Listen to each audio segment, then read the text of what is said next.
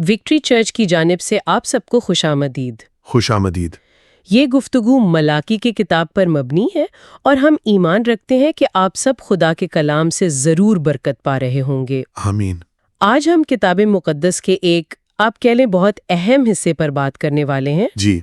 یہ بظاہر پرانے عہد نامے کا ایک چھوٹا سا حصہ لگتا ہے، لیکن اس میں شادی اور خاندان کے لیے خدا کا جو اصل منصوبہ ہے، جو اس کے دل کی باتیں ہیں، وہ چھپی ہوئی ہیں۔ بالکل۔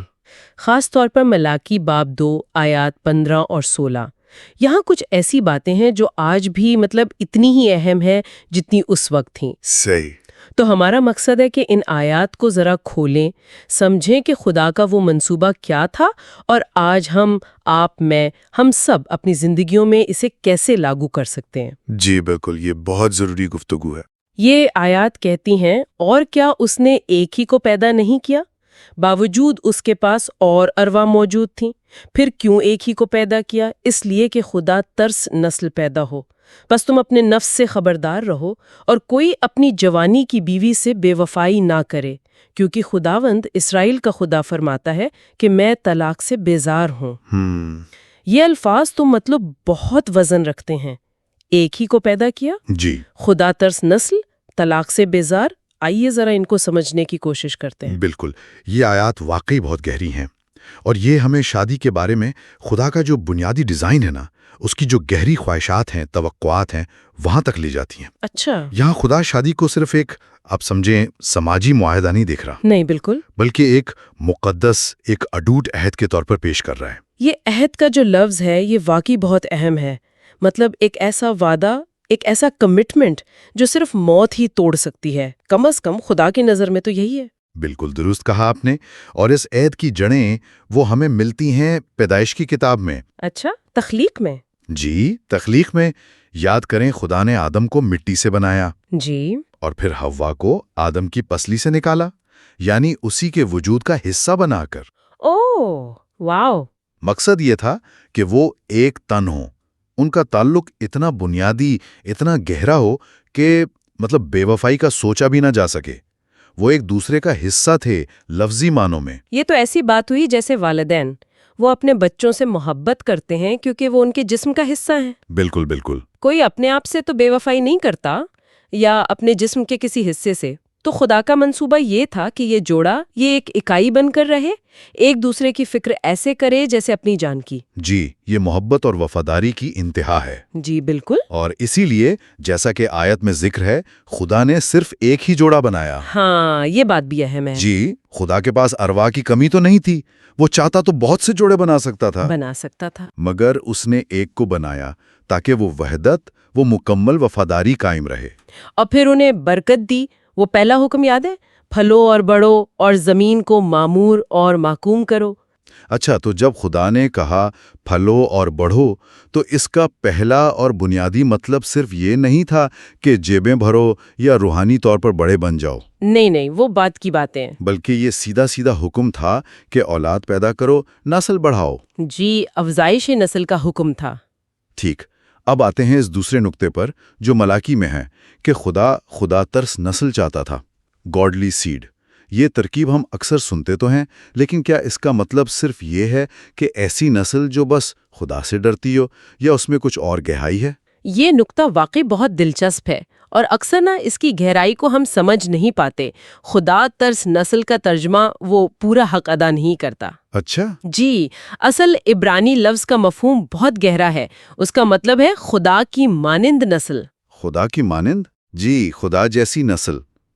یہ ہمیں سیدھا پیدائش کی کتاب کے بالکل شروع میں لے جاتا ہے، جب خدا نے، یعنی باپ، بیٹے اور روح القدس نے منصوبہ بنایا، آؤ ہم انسان کو اپنی شبیہ پر، اپنی صورت پر بنائیں۔ واہ، یہ تو بالکل ایک نئی روشنی ڈال رہی ہے بات۔ تو خدا کا منصوبہ یہ تھا کہ آدم اور حوا، جو خود خدا کی شبیہ پر تھے، جی، وہ آگے جو نسل پیدا کریں، وہ بھی اسی طرح خدا کی خصوصیات کی عکاس ہو۔ بالکل۔ اس کا ہماری عملی زندگی میں کیا مطلب ہے؟ خدا کی مانند ہونا کیسا لگتا ہے؟ یہ تو بہت بڑی بات ہے۔ ہے تو بڑی بات، لیکن کتاب مقدس کی روشنی میں دیکھیں تو اس خدا کی مانند نسل کے کم از کم 3 بنیادی پہلو ہمیں نظر آتے ہیں۔ جی بتائیے۔ پہلا، حکومت کرنے والی نسل، رولر. یاد کریں خدا نے انسان کو اختیار دیا تھا زمین پر، سمندر کی مچھلیوں پر، ہوا کے پرندوں پر حکومت کرنے کا. جی ہاں بالکل.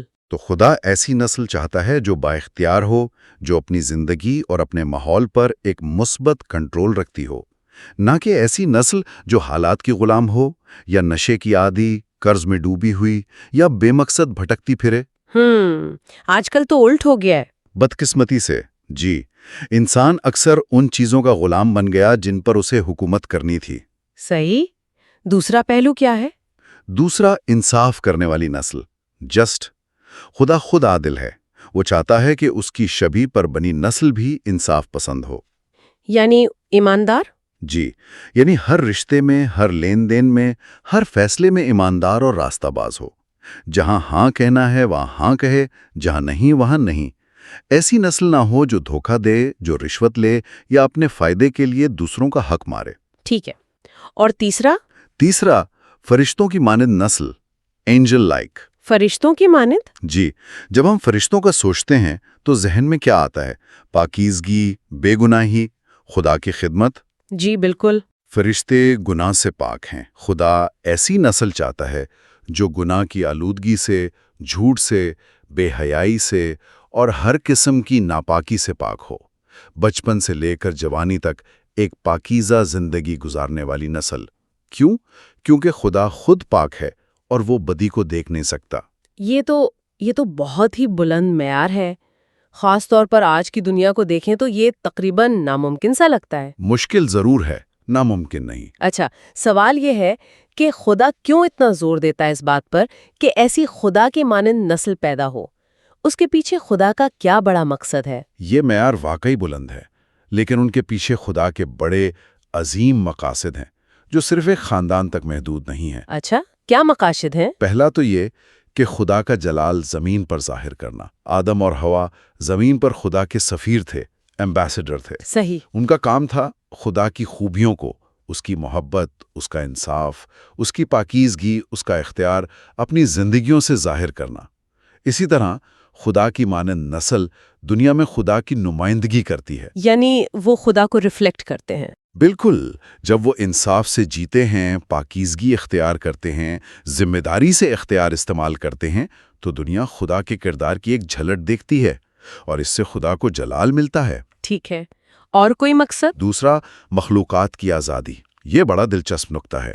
رومیو کے خط میں پولس رسول ایک حیران انگیز بات لکھتے ہیں. جی، کیا لکھتے ہیں؟ وہ کہتے ہیں کہ ساری مخلوقات، مطلب چرند، پرند، پہاڑ، دریا، سب کچھ گناہ کی وجہ سے جو ابتری اور غلامی آئی ہے نا، اس میں کرا رہی ہے. جی، اور بڑی شدت سے خدا کے بیٹوں یعنی اسی خدا کی مانند نسل کے ظاہر ہونے کا انتظار کر رہی ہے تاکہ وہ بھی اس غلامی سے آزادی پائے. واو، مطلب یہ نسل کائنات کی بحالی میں بھی کردار ادا کرتی ہے. جی، گویا ایک کلیدی کردار. یہ تو بہت گہری بات ہے. اور تیسرا مقصد؟ تیسرا، معاشرے میں امن و امان. دیکھیں، خدا ایک ایسا معاشرہ چاہتا ہے جہاں امن ہو، سلامتی ہو، انصاف ہو. ہر کوئی یہی چاہتا ہے. اور بھلائی کو فروغ دیتی ہے. اس کے بالکل برعکس جب نسل خدا سے دور ہوتی ہے تو کیا ہوتا ہے؟ جھوٹ، بے وفائی، خود غرضی، گناہ بڑھتا ہے، جس سے معاشرے کا توازن بگڑتا ہے اور امن تباہ ہو جاتا ہے. بالکل صحیح. یہ سب سمجھنے کے بعد نا، ملاکی کا وہ سخت پیغام کہ خدا طلاق سے بیزار ہے، وہ اور بھی زیادہ وزنی لگتا ہے. جی بالکل. یہ صرف دو لوگوں کی علیحدگی کا معاملہ نہیں رہا، بلکہ یہ تو خدا کے پورے منصوبے پر ایک چوٹ ہے، ایک کاری ضرب ہے. بالکل. آج بھی طلاق بہت عام ہے، لیکن خدا اس سے اتنی نفرت کیوں کرتا ہے؟ اس کی کیا وجہ ہے؟ اس کے لیے ملاکی نبی کے زمانے کا جو پس منظر ہے نا، اسے سمجھنا ضروری ہے. جی. اس وقت یہودی مردوں میں ایک رجحان چل پڑا تھا کہ وہ اپنی یہودی بیویوں کو، جن کے ساتھ انہوں نے جوانی میں عہد باندھا تھا. جی، جوانی کی بیوی کا ذکر ہے. بالکل. انہیں طلاق دے کر غیر قوم کی، شاید زیادہ خوبصورت لگنے والی یا زیادہ مالدار عورتوں سے شادیاں کر رہے تھے. اوہ، اچھا. یہ صرف بے وفائی نہیں تھی، اس کے معاشرتی نتائج بہت تباہ کن تھے. کیا نتائج تھے؟ دیکھیں، اس زمانے کے معاشرے میں ایک طلاق یافتہ عورت کے پاس گزارے کے ذرائع تقریباً نہ ہونے کے برابر تھے. وہ معاشی طور پر بالکل بے سہارا ہو جاتی تھی. اکثر انہیں اپنے والدین کے گھر واپس جانا پڑتا، جہاں وہ ایک بوجھ سمجھی جاتی. ان کی کوئی سماجی حیثیت نہیں رہتی تھی، کوئی عزت نہیں رہتی تھی۔ یہ تو بہت افسوسناک ہے۔ اور اس سے بھی زیادہ افسوسناک بات یہ ہے کہ بعض اوقات جب زندہ رہنے کا کوئی اور راستہ نظر نہیں آتا تھا تو یہ عورتیں جسم فروشی جیسے انتہائی قدم اٹھانے پر مجبور ہو جاتی تھیں۔ استغفر اللہ۔ جی، اس سے نہ صرف ان کی زندگیاں تباہ ہوتی بلکہ پورے معاشرے میں گناہ اور اخلاقی بگاڑ پھیلتا، وہی معاشرہ جسے خدا پاک اور مقدس رکھنا چاہتا تھا۔ اور اس ساری صورتحال کا سب سے دل دہلا دینے والا پہلو تو یقیناً بچے ہوتے ہوں گے۔ بالکل، سب سے بڑا نقصان بچوں کا ہوتا ہے۔ جی، والدین کی علیحدگی، چاہے وہ قانونی ہو یا صرف جذباتی، وہ بچوں کی دنیا بالکل الٹ کر رکھ دیتی ہے۔ کیسے؟ وہ والدین کی محبت سے، توجہ سے اور سب سے بڑھ کر ان کی رہنمائی سے محروم ہو جاتے ہیں۔ ان کی شخصیت میں ایک ٹوٹ پھوٹ آ جاتی ہے، انہیں سنبھالنے والا، ان کی تربیت کرنے والا کوئی نہیں رہتا۔ تو پھر کیا ہوتا ہے؟ نتیجہ یہ ہوتا ہے کہ وہ غلط صحبت میں پڑ سکتے ہیں، نشے کی لعنت میں گرفتار ہو سکتے ہیں، جرائم کی دنیا میں قدم رکھ سکتے ہیں، ان کا پورا مستقبل تاریک ہو جاتا ہے۔ اور یہ صرف قانونی طلاق کی بات نہیں ہے۔ نہیں، بالکل نہیں۔ یہ بات بھی بہت اہم ہے کہ وہ گھر جہاں والدین جسمانی طور پر تو شاید ساتھ رہ رہے ہوں لیکن ذہنی اور جذباتی طور پر میلوں دور ہوں، ہاں، ایسا بھی ہوتا ہے۔ وہاں ایک دوسرے سے نفرت کرتے ہوں یا بالکل لاتعلق ہوں، وہاں بھی بچوں کی پرورش پر انتہائی منفی اثرات پڑتے ہیں۔ وہ بچے بھی ایک مسلسل کھچاؤ، ایک ٹینشن اور غیر یقینی کی کیفیت میں پلتے ہیں۔ یہ تصویر تو واقعی بہت بہت سنگین ہے۔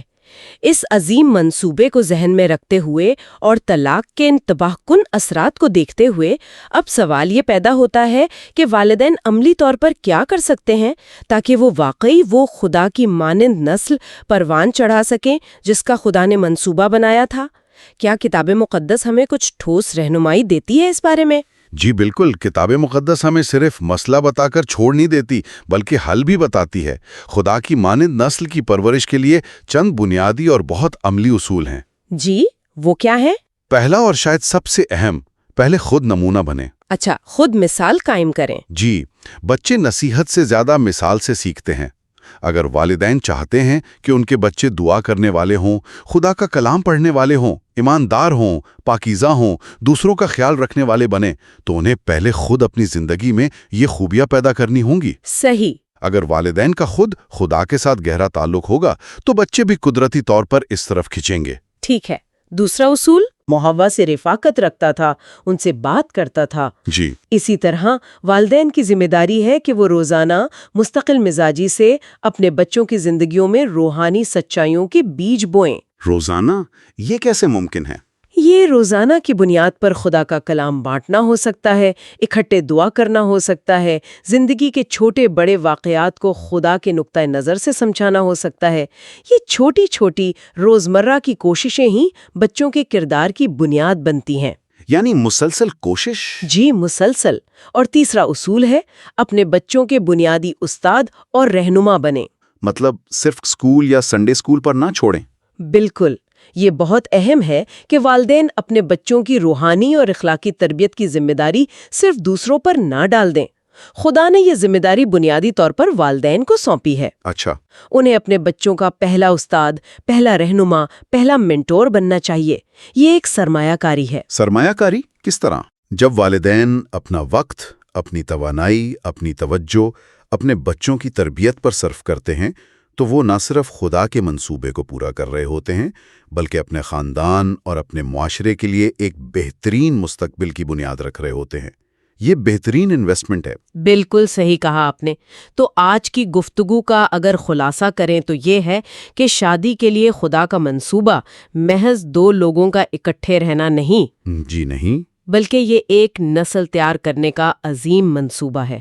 ایسی نسل جو خدا کی شبیہہ کی عکاس ہو، با اختیار، انصاف پسند اور پاکیزہ۔ بالکل۔ اور اسی لیے خدا طلاق سے بیزار ہے، کیونکہ یہ اس کے پورے تخلیقی اور نجات کے منصوبے کو نقصان پہنچاتی ہے۔ خاص طور پر بچوں کے ذریعے اگلی نسلوں تک اس کے منفی اثرات جاتے ہیں۔ جی، اور اس سارے عمل میں والدین کا کردار مرکزی ہے۔ جی ہاں، والدین کا کردار کلیدی ہے۔ اور اختتام پر شاید ہم سب کے لیے ایک سوچنے کی بات یہ ہے، کیا میری اپنی خاندانی زندگی، میری شادی، میرے بچے پالنے کا انداز خدا کے اس عظیم نقشے سے مطابقت رکھتا ہے؟ یہ اہم سوال ہے۔ کیا میں صرف دنیاوی کامیابیوں پر ہی اپنی توجہ مرکوز کیے ہوئے ہوں، یا میں واقعی ایک ایسی نسل کی پرورش کے لیے کوشش کر رہا ہوں یا کر رہی ہوں جو خدا کے کردار کو ظاہر کرے؟ جی، آج میں وہ کون سا ایک چھوٹا عملی قدم اٹھا سکتا ہوں یا اٹھا سکتی ہوں جو مجھے اور میرے خاندان کو خدا کے اس منصوبے کے زیادہ قریب لائے گا؟ یہ واقعی غور کرنے کی بات ہے۔ ہمیں امید ہے کہ آج کی اس گفتگو سے آپ سب کو بہت برکت ملی ہوگی اور خدا کے کلام کی گہرائیوں کو سمجھنے میں مدد ملی ہوگی۔ آمین۔ مزید ایسی گفتگو سننے کے لیے ہمارے چینل کو ضرور سبسکرائب کریں اور اس پیغام کو دوسروں کے ساتھ بھی شیئر کریں تاکہ وہ بھی خدا کے کلام سے برکت پا سکیں۔ خدا آپ سب کو برکت دے۔ خدا حافظ۔